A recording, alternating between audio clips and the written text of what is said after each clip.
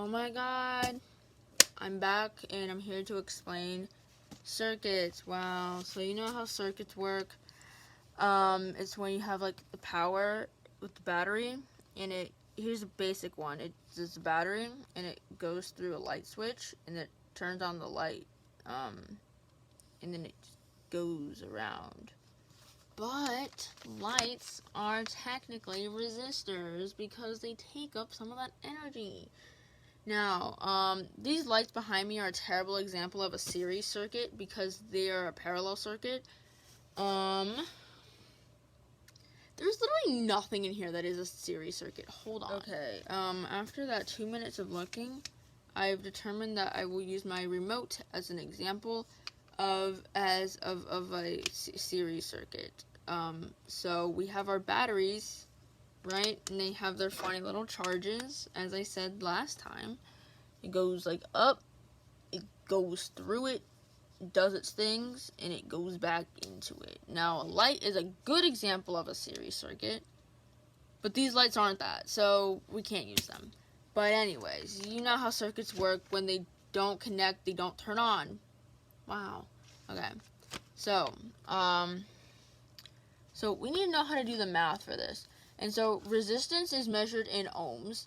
And that's that funny little omega symbol. Oh my god, omega male symbol that we got going on here. And so to figure out the total resistance, you just add them together, which I think is very fun. So if we have 11 plus 23 plus 36, that is 70. So the resistance of this is 70 ohms total.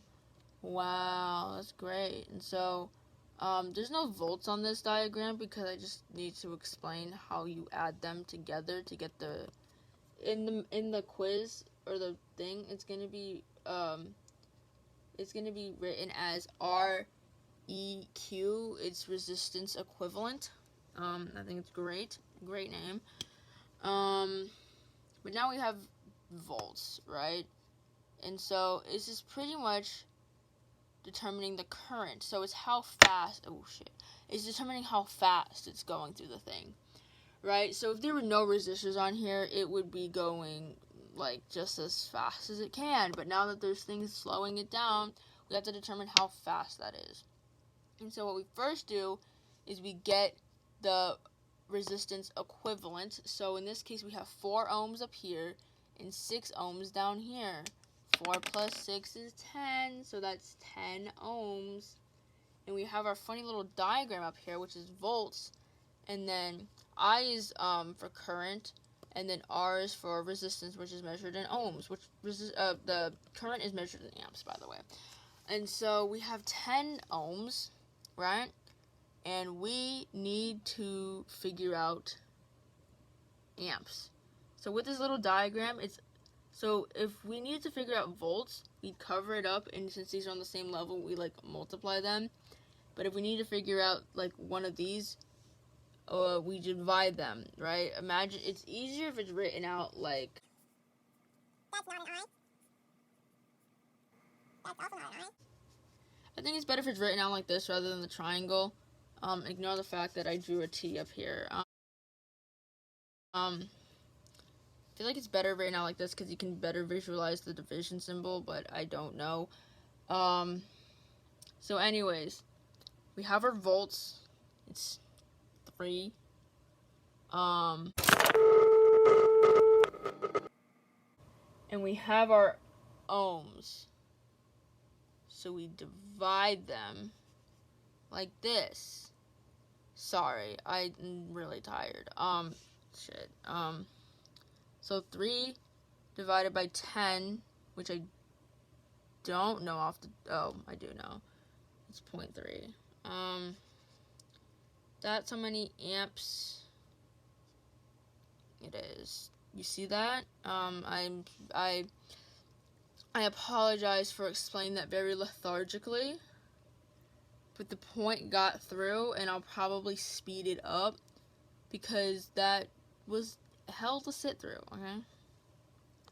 Oh, but yeah, that's how you do series circuits. To summarize it, you pretty much add up the ohms of all the resistors, and then you take the current of your battery, the voltage of your battery, divide the volts by the ohms, and you get the current.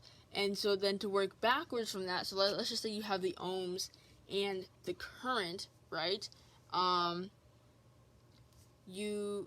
The resistance and the current, my bad. You just multiply them together and you should get your volts. And then let's just say you need to figure out your resistance equivalent, which is there's not going to be questions asking you to there's really not going to be questions asking you to figure out each of these with just a chart like this. There's going to be a table so you can figure out like the work from there, which that will be in my next video when I'm like, not tired.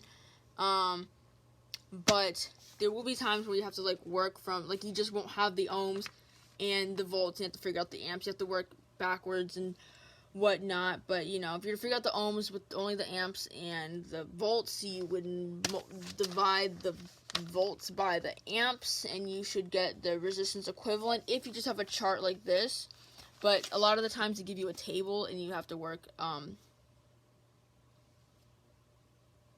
with that because there's a pattern to it.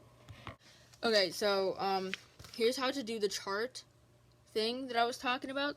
So in our diagram, we have 70 volts, then we have a 10 ohm resistor, a 20 ohm resistor, and a 15 ohm resistor. So what we're going to do is we're going to fill them out on this side of the chart. So we have 10, it's just easier to go in the order, going clockwise. So we'll do 10, then 20, then 15, okay? And so what you do, so these at the bottom are your total. And so you have to make sure that when your numbers, they add up to your total, because, it's obviously not going to make sense if they don't. So what you'll do from here is you'll work with the totals down here. So you have 70 divided by 45, because using our chart up here, 70 divided by 45, I think that's 1.6. Let me check that.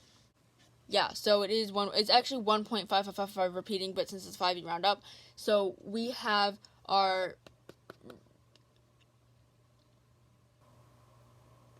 current as 1.6 amps, okay? And so for series circuits, the amps stay the same, so you just you just like write 1.6 in all of this, right? And so now you work from there. And so to get volts with current and resistance, you multiply them together. And so you have 1.6 times 10, which is 16.